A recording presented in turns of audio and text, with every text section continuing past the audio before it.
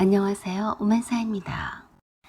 오래전의 일이지만 제가 10년 가까이 사귀고도 헤어진 남친이 있었어요. 그는 교회 고등부에서 만난 저보다 한 살이 많은 오빠였어요.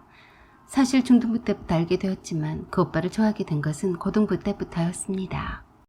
저희 아버지는 장로이셨고 꽤 교회 내에서는 덕망이 있으셨어요. 그래서 저희 아버지도 오빠를 잘 아셨죠. 오빠는 착했어요. 선한 얼굴에 공부도 잘하고 똑똑한 편이라서 다들 제 또래 애들 중에서는 알게 모르게 좋아하고 따르는 친구들이 몇 있었죠. 오빠네 집은 무척이나 가난했습니다. 오빠네 아버지는 오빠가 아주 어렸을 적에 교통사고로 돌아가셨다고 했어요. 그 후로 할아버지 밑에서 자랐는데 오빠 밑으로 여동생이 둘이나 있었어요. 오빠 어머니가 늘상 일을 하러 다니셔야 했기 때문에 오빠가 두 여동생을 돌봐야 했었죠. 두 여동생도 역시 교회를 다니고 있었기 때문에 제 또래여서 저와도 잘 알고 지냈어요. 그래서 오빠 집에도 스스럼 없이 자주 가기도 했었고 저희 집에도 자주 와서 엄마가 맛있는 밥도 자주 해먹이곤 했습니다. 그래서 친하게 지냈어요. 오빠는 어려운 가정 형편 탓에 대학 진학도 포기하려던 것을 저희 아버지가 아시고서 대학 입학비를 장학금으로 지급해줬어요.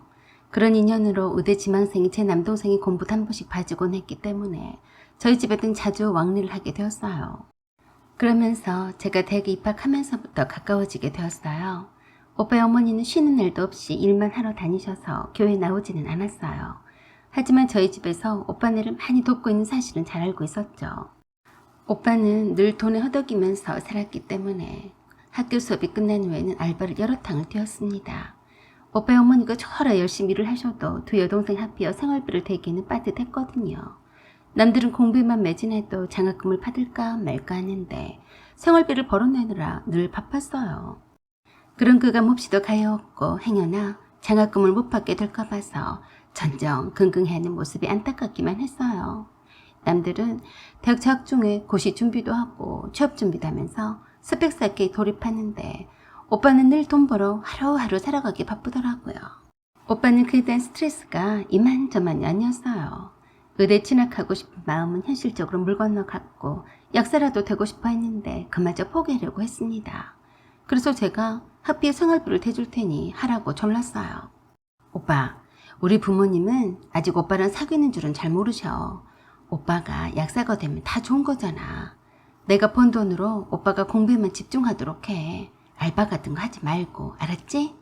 그렇게 해서 남친이 된 그 오빠는 제가 매달 준 돈으로 공부에만 매진했어요. 그 같은 사실은 남친의 두 여동생도 다 알고 있었고 남친 어머니도 알고 있었어요. 남친 약대를 졸업한 이후에 저희 집에 가서 정식으로 인사를 드렸습니다. 저와 결혼을 허락해달라고 했는데 저희 부모님은 솔직히 반대하셨어요. 저희 집안에 어울리는 혼처자리는 여러 곳에서 들어왔거든요. 하지만 제가 좋아해서 그 오랜 세월 동안을 남친을 뒷바라지를 해줬다는 사실에 할 수 없이 허락을 하신 거였어요. 가난한 형편을 익히 알고 있었기 때문에 아버지가 약국을 차려주셨어요. 그때는 상견례도 하기도 전이었어요. 저희 부모님은 남친의 어머니가 결혼을 반대하리라고 상상도 못하셨거든요. 그런데 상견례 자리에서 시어머니 그 꼿꼿하고 거만한 태도에 경악을 했습니다. 전에는 볼 수 없었던 모습이었어요. 아들을 가진 부모가 무슨 큰 감투를 쓰는 양 하더라고요.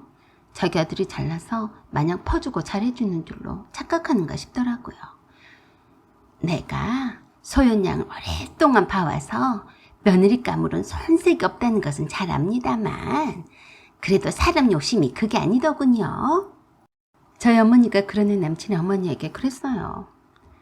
아드님을 참 잘 키우셨어요. 교회에서도 어른들한테나 후배들한테도 어찌나 잘하는지 다들 좋아합니다. 그리고 참 착실하고요. 우리 소연이도 부족하더라도 이쁘게 봐주세요. 네, 제 아들을 어디다 내놔도 빠지지 않죠. 그래서 말인데요. 저는 아무리 둘이 좋아서 결혼을 한다고 해도 반대해요. 첫 단추를 잘 끼워야 인생이 솔솔 풀리는 법인데 말입니다. 그 말씀에 모두 다 깜짝 놀랐어요. 전혀 예상 밖의 말이었어요. 그러자 남친이 남친 엄마에게 그랬어요. 엄마, 왜 그랬어요? 넌 가만히 있어라. 소연이가 착하고 좋은 며느리감인지는 알겠다만 그깟 약국 하나 차려줬다고 홀라당 넘어갈 줄 알았냐? 남들은 사위가 이쁘면 차도 사주고 집도 사주고 한다더라. 남친은 부끄러워서 몸둘 바를 모르는데 계속해서 착심한 듯이 말을 했습니다. 저희 부모님은 말문이 막혀서 그저 아무 말씀도 하지 않은 채 듣고만 계셨어요.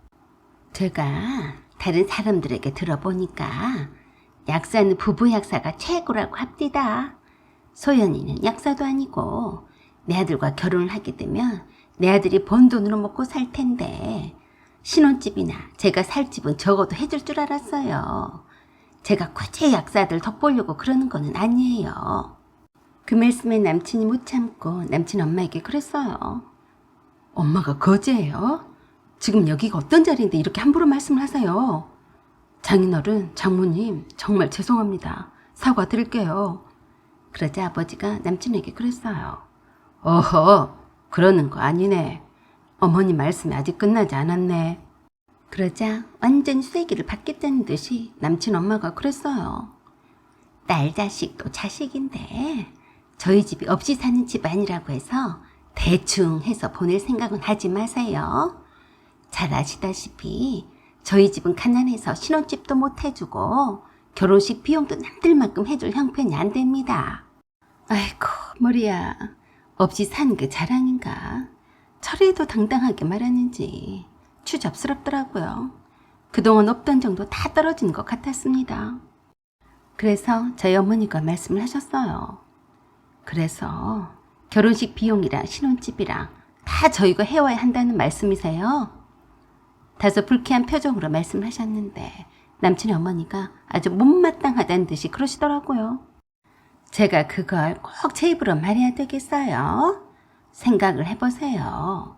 부잣집 딸을 다 쓰러져가는 집으로 시집을 보낼 생각이면 당연지사 신혼집뿐만이 아니라 딸의 시어머니가 사는 집도 두루두루 보살펴야 하는 거 아닌가요?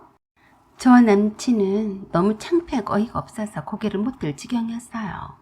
남친의 어머니가 이렇게 나오리란 것은 정말로 예상하지 못했습니다. 오랜 세월을 봐왔지만 그토록 자주 그 다 쓰러져 간다는 남친집을 왕래를 했었지만 이러진 않았었거든요. 아버지는 입을 꾹 다물고 아무 말씀도 하지 않으셨고 저희 엄마가 어이가 없다는 듯이 웃으시고는 그러셨어요. 그러니까 아드님과 결혼을 시키려면 신혼집과 시어머니가 사실 집과 결혼식 비용을 전부 다 대라는 말씀이군요. 허허. 그러자 남친 엄마가 그랬어요. 왜요? 못해주시겠다 이 말이에요? 그럼 저도 결혼은 허락 못해요. 차라리 그럴 바엔 약사인 며느리를 얻는 게 낫겠어요. 그래서 제가 바로 대답을 해드렸습니다. 그럼 그렇게 하세요. 약사 며느리가 탐이 나셨다면 그렇게 하세요. 뜻밖의 제 말에 다들 의외란 표정으로 다들 놀랐어요. 특히나 저희 부모님이 더욱 그러셨습니다. 그래서 제 부모님께 말씀을 드렸어요. 아빠 그리고 엄마, 내가 돈 쳐들고 왜 고작 약사한테 시집가겠어요? 그것도 생 거지 집안이에요. 의사에다 좋은 집안도 널렸는데 말이죠. 이만 나가요. 그러자 남친은 얼굴이 새파랗게 질렸습니다. 남친 엄마는 응? 이게 아닌데? 란 표정이었어요. 저 남친이 칼만큼 간 사이라고 생각해서인지 결혼 전에 확실히 뽕을 빼려던 속셈이었던 것 같은데 어린 반푼어치도 없었죠. 제가 펄떡 일어나서 오빠와 부모님께 긴 말 할 것 없다고 하면서 가자고 하자 남친이 벌벌 떨면서 제 앞을 가로막고 무릎을 꿇었어요. 소연아, 엄마가 오늘 제정신이 아닌가 봐. 장인어른 장모님 용서해 주세요. 그래서 제가 남친에게 말했어요. 아빠가 차려준 약국은 사람을 보낼 테니까 빠른 시일 내에 다시 토해내라. 그동안 우리 아빠가 대준 학비나 내가 보태준 학비가 한두 푼이 아닌 건 알고 있지? 대출을 받아서라도 다시 토해내라. 내가 무슨 일 있어도 그 돈은 받아낼 테니까. 알았어? 아빠, 엄마 우리 얼른 나가요. 뒤도 안 돌아보고 나간 뒤에 남친 엄마에게 난리 부르스를 추는 소리가 들려왔습니다. 참 어이가 없더라고요. 제가 자기 아들한테 환장해서 죽고 못 사는 줄 착각했더라고요. 그래서 학비도 대주고 용돈도 챙겨주고 퍼주는데 기껏 약국만 딸랑 차려주고 마냥 이런 거였죠. 제가 남친을 돕지 않았다면 청소부로 일하면서 약사로 자기 아들을 만들었을까요? 입에 풀칠하기도 바쁘다고 노래를 하던 사람이었는데요. 아들이 약사가 되니까 자기가 잘나서 잘 키워서 그런 줄 알더라고요. 제가 지고지순하고 의리 하나는 끝내줘도 아니다 싶으면 한순간에 돌아선다는 것을 몰랐으니 안 됐다 싶으면서도 전 도리어 잘되지 싶었습니다. 그렇지 않아도 좋은 집안의 좋은 조건의 남자를 얼마든지 만날 수 있어서 부모님도 그 결혼을 탐탁지 않게 생각했었는데 말입니다. 저희 가족은 상견례장에서 웃으면서 나왔어요. 천둥 벼락을 맞은 것은 남친네 가족이었습니다. 그대로 소식을 끊고 살았어요. 듣는 소문에 의하면 남친 어머니가 교회 사모님한테 일감을 소개시켜달라고 사정을 한다고 하더라고요. 저는 생각했습니다.